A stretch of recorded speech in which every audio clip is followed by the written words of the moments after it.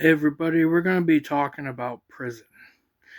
Now, a lot of people I talk to about in jail, they all say you don't have to fight anybody. So if you're going to prison for like maybe 2 or 3 years on a theft charge, you do not have to fight anybody. You just go in there and be yourself. Now, the reason why I tell you that is, I went to jail a couple years ago, and everybody that I have ever met that went through jail literally has to go through a CRC, which is something for prison. It's where you go in to get like numbered and shit so you could go to another prison. But like the people that I talked to in jail, they all said they're just sitting back and doing their time. They're not going to be like, oh, yeah, we got to go fight the newest guy. That's not actually going to happen to you. What's going to happen is that you go to a prison, you'll stay there for about 2 or 3 months, and then you'll get shipped to an actual prison like Richland in Ohio, Lebanon. They're not that bad. Just stay out of people's shit and you'll be fine. Well, I did 2 years in jail, and I had a lot of experience about people saying that they the you just need money on your books, and if you want to be a call guard, which is like a guy or a girl that goes to prison, you have to do tasks for other prisoners so they don't get in trouble. But it comes back on you. You don't want to be like that. What you want to do is go into prison, and even if you have your high school diploma, do GED class, do classes, do sports, do shit that like normal people won't see. Because if you go in there and be like, all right, I'm going to go and be the biggest, baddest motherfucker here, no, you don't want to do that because there's people that are in gangs. Like I had a buddy of mine go to Lebanon in Ohio, and he did 5 years for Grand Theft Auto, and they gave him 5 years instead of the 12 because he took a plea deal. Well, when he went to jail, he told me that he took 5 years. I was like, that's better than the 12 that you had. Because if he would have taken the 12 years, they would have sent him to Richland in Ohio. So what I'm going to tell you is something really, really good advice. One, once you get into prison, don't make a scene. You don't have to fight anybody. You don't have to try to be someone that you're not. And don't ever cause trouble. Because if they do that, then the guards are going to be like, yeah, you know, this guy's calling trouble. We don't know what to do with him. They're going to stick you in the hole. The hole is some place that you stay for 30 days with nobody around except other prisoners. But when you're in the hole, you're in a room, which is a cell, bathroom and bed, and a place to eat, and that's it. They don't give you magazines. They don't do any of that. Other people will send out a line, and you could hook it to it, and then they'll pull it to their other cell. But you don't want to do all that. You just want to do your fucking time and get out, like anybody else. So the reason why I'm saying this is that a buddy of mine went to prison while I was in jail, and he said, I've been to prison before. He said there's rules of new engagement, which is like new people that walk in. He's like, one, you want to have money on your books, or known as books, as in commissary. You could buy drugs, any kind of drugs in prison. There's more drugs in prison than there are in the street. You could buy tattoos. You could go to a guy's cell and get a tattoo, but make sure it's a clean ink. 98% of them are not clean. So if they're not a clean ink, known as a good needle, don't do it. Because that's AIDS, and then you could kill yourself by like transmuting AIDS and all that other shit. So we'll skip that for now. But the most thing that you want is as soon as you hit Tuesday and every Thursday, go buy food. Hustle money. Hustling is illegal in prison because, like, other prisoners don't have the money, but they have the drugs to give you, and you could go convert it that way too. But there's a couple ways you could do prison.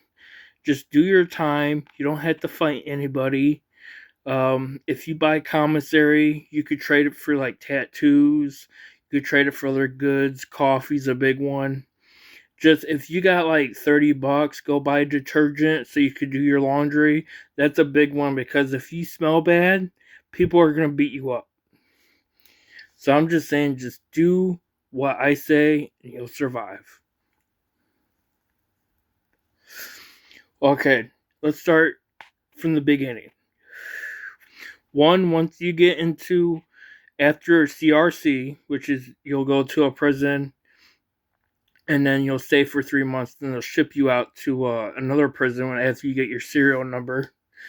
You go to another prison, which is the actual prison you'll start your time, on top of whatever you did at CRC.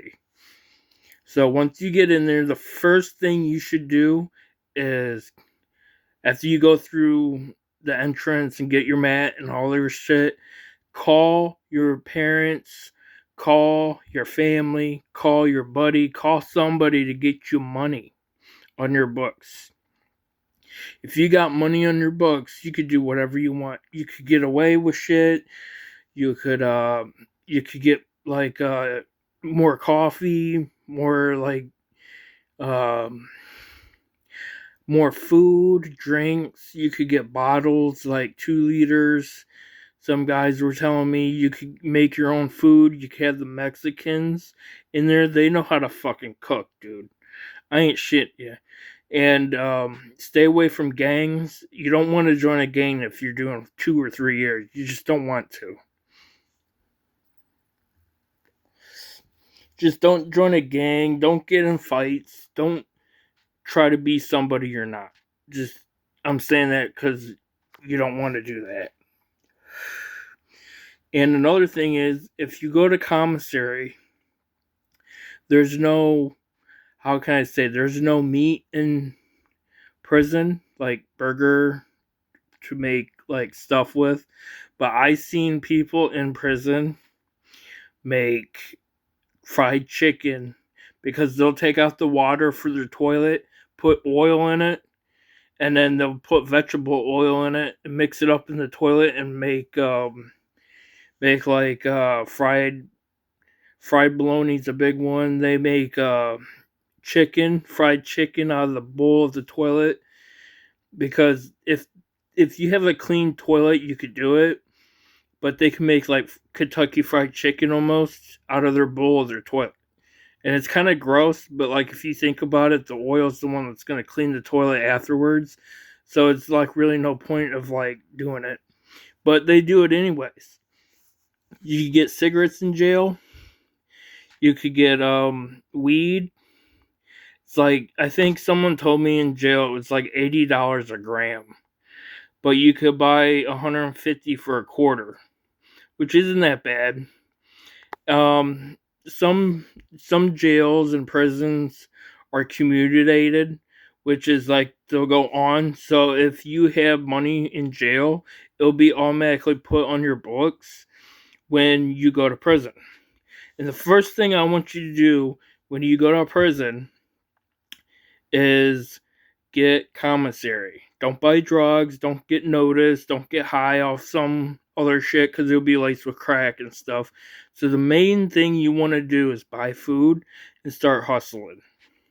Put it in Ziploc bags, zip it up, do whatever. I used to do that in jail until they caught on to it. I was giving them a quarter ounce of coffee for like 6 honey buns, and the honey buns cost $3.50 a piece. So like I'm just saying that if you have money, you can make money in jail and prison, but you have to be careful how you do it.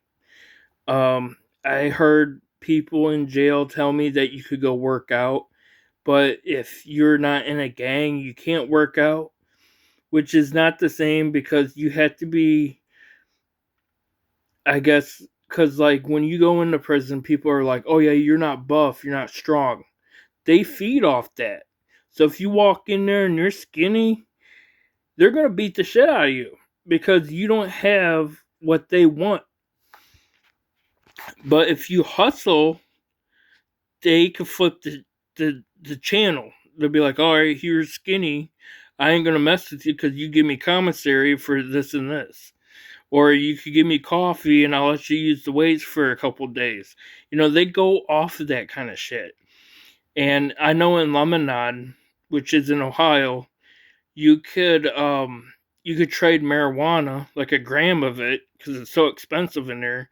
You could trade a gram of it for like 5 2-liters, 40 ramen noodles, and I think it's like a joint, and a joint's the size of a toothpick, but it gets you so buzzed that like literally you could do whatever you want with it in yourself. But here's the key: if you go into prison, number one thing you should do is have money on your books. Stay away from gangs. Stay away from gays, and especially stay away from gangs, gays, gambling. Don't gamble because they're so tight with gambling in there that like they clearly feed off of whatever you do. And some people would trade dice for food because I know that if you buy a thing of dice and have it shipped in the mail through a letter, you could take that dice and sell it to the right person and get like maybe $100 out of it because dice is so rare in there because they play crabs and stuff. But if you have dice in prison, you're king for like almost a month because everyone's got to come to you to play dice. So you could charge someone to play your dice. Be like, all right, you're gonna give me $50 for a month, even though you get $20 from work in a month on top of whatever $20 is because of the state.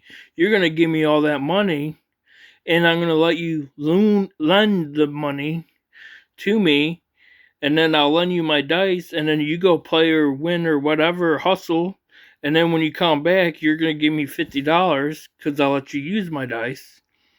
And then everything is just like, oh my god, I gotta buy these dice. So you could buy dice in prison, the real ones, for $100. Alright, so I'm James, and I want you guys to look into that and be careful because felonies are real. Thank you.